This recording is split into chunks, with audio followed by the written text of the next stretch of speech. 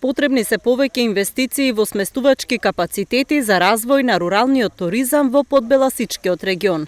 Градоначалникот на Ново село Ѓорѓе Божинов вели дека има голем интерес од граѓани за изградба на вили за рурален туризам, но немале земјиште за таа намена. Во следниот период ќе изготват урбанистичка документација за продажба на нови парцели за изградба на викенд населба.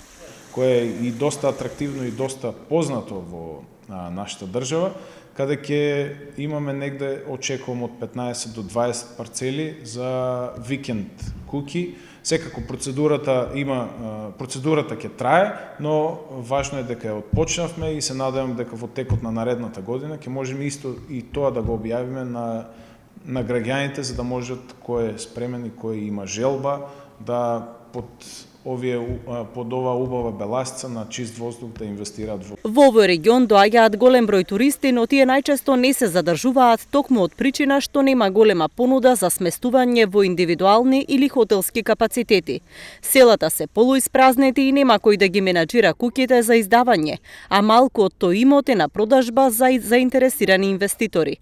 Во следните месеци оваа општина ќе продава и плацеви за изградба на семејни куќи.